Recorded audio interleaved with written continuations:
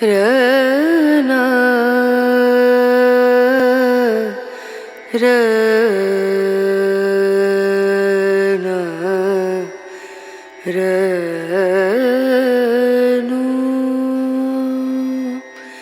रे।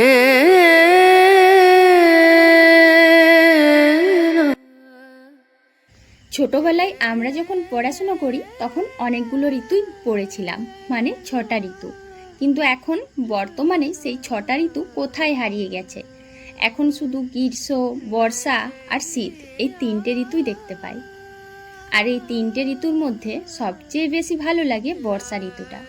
কিন্তু জানো তো, আমরা যে গ্রামে থাকি সেই গ্রামের মধ্যে একটা জিনিস আলাদা আছে, যে বর্ষাকাল মানেই আমাদের ঘর বাড়ি উঠোন বাগান সব কিছু মিলেই মানুষ না, এদেরই উপদ্রব বেশি চলছে।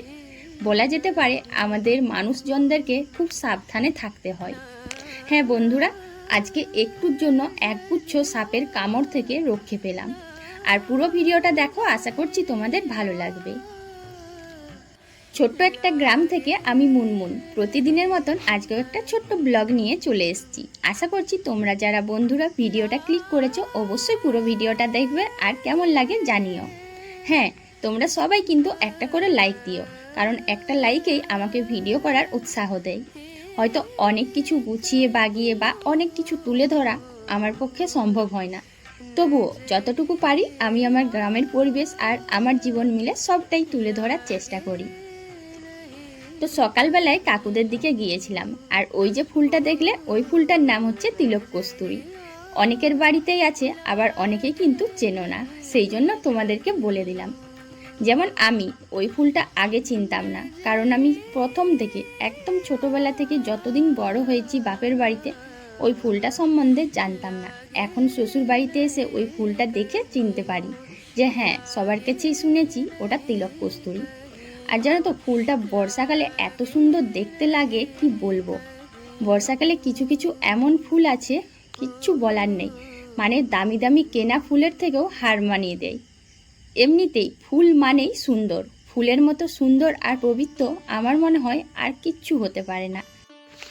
একটা গ্রাম্য জীবনে এটাই হয়, আমাদেরকে ঘুম থেকে উঠে প্রথমেই ঝাঁটা নিতে হয়।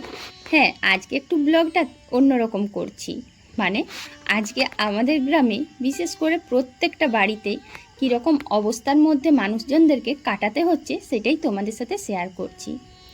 আসলে কি বলতো, আগে ঝোপে ঝাড়ে জঙ্গলে এটা ওটা সাপ দেখা যেত, কিন্তু এখন জানি না বর্তমান সময়ে যে সাপগুলো ওই সব জায়গায় থাকতো সেগুলো এখন ঘর বাড়ির মধ্যেও ঢুকে যাচ্ছে। ওই যে বললাম না, যে বর্ষাকাল এলেই মনে হয় মানুষজনদের থেকে এদেরই ঘরের বেশি প্রয়োজন হয়, আর সবটা জুড়ে যেন এদেরই রাজত্ব। তো যাই হোক, ঝাড় দিয়ে করে চলে এসেছি ছেলেকে পড়াতে। আর এদিকে ছেলে যেন তো অনেক আগে থেকেই পড়ছিল, তাই দু একটা পড়া হয়েও গিয়েছে। আর এই যে অঙ্কগুলো দেখাচ্ছে, অনেকগুলোই অঙ্ক হয়েছে। জানো তো বন্ধুরা, এভাবেই আমাদের মানে গৃহিণীদের সব কাজ করে নিতে হয়। আমরা যদি সকালবেলার বাসি কাজ করতে যাই ছেলেদেরকে ঠিকঠাক পড়ানো হয় না, তাই সব সময় আমাদেরকে একটু ঘড়ি ঘন্টা দেখে ভোরে উঠতে হয়।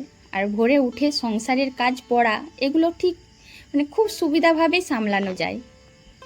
আমার এই ভিডিওটা যারা যারা দেখছো বন্ধুরা, তোমরা কে কোথা থেকে ভিডিওটা দেখছো অবশ্যই একটু কমেন্ট করে জানাবে। আর তোমাদের সবাইকে অনেক অনেক ধন্যবাদ। সাথে সমস্ত গুরুজনদের জানাই প্রণাম, আর ছোট ছোট ভাই বোনদের জানাই অনেক অনেক ভালোবাসা। এই বর্ষাকালে যাদের গ্রামে বাড়ি তারা কিন্তু অনেক কিছু সমস্যার মুখোমুখি হয়, যেমন জল। যাদের কুয়ো থেকে জল তুলে খেতে হয় বা চাপা কল থেকে, সব জায়গার কিন্তু জল সমান হয় না। যদিও এদিক থেকে আমাদের এখানে জল খুবই ভালো, খুব একটা নোংরা বা আয়রন হয় না, কিন্তু কিছু কিছু জায়গা আছে, কিছু কিছু মানুষজনদের এমনই এলাকা ভীষণ কষ্টের মধ্যে কাটাতে হয়। তার মধ্যে আবার এই যদি উপদ্রব থাকে, মানে কার কথা বলছি তোমরা নিশ্চয়ই বুঝতে পারছো। আর আমাদের এখানেও যে জিনিসগুলো ঝোপে ঝাড়ে জঙ্গলে পাওয়া যেত, এখন সেইগুলো জানো তো ঘরের বাইরে উঠোনে রাস্তাঘাটে দেখতে পাওয়া যাচ্ছে। বালতিগুলো একটু একটু লাল হয়ে গিয়েছিল, সেগুলো পরিষ্কার করলাম। আসলে খাবার জলের যে বালতিগুলো জল থাকে সেগুলো আমাকে কয়েকটা দিন ছাড়া ছাড়াই পরিষ্কার করে নিতে হয়। আর না হলে না মন মানে না। তারপরে এই যে কলপাড়টা রয়েছে এখানটা বেশ শ্যাওলাও হয়েছে, যদিও অতটাও বেশি না, তাই ভাবছি আজকে পরিষ্কার না করে আজকে একটু ফিনাইল দিয়ে ধুয়ে দিই। বর্ষাকাল মানেই আমাদের মতো যারা এতটা গাছপালার মধ্যে থাকে তাদেরকে সবসময় পরিষ্কার পরিচ্ছন্ন রাখতে হবে। যদিও এত বড় জায়গা জুড়ে পরিষ্কার করা সম্ভব না, তবুও আমরা যেখানটায় আছি তার কাছাকাছি জায়গাগুলো সবসময় চেষ্টা করি। সেই জন্য একটু ফিনাইল দিয়ে ঝাড় দিয়ে দিয়েছি। আমি একটু আগে যাদের কথা বলছিলাম যে বর্ষাকাল মানেই কিন্তু ঘর বাড়ি উঠোন বাগান সব জায়গায় যেন এদেরই রাজত্ব। এই যে দেখো একসাথে যেন এক গুচ্ছ সাপের রাজত্ব চলছে। একসাথে প্রায় 5টা সাপ ছিল, একটা কিন্তু আগে এগিয়ে গেছে।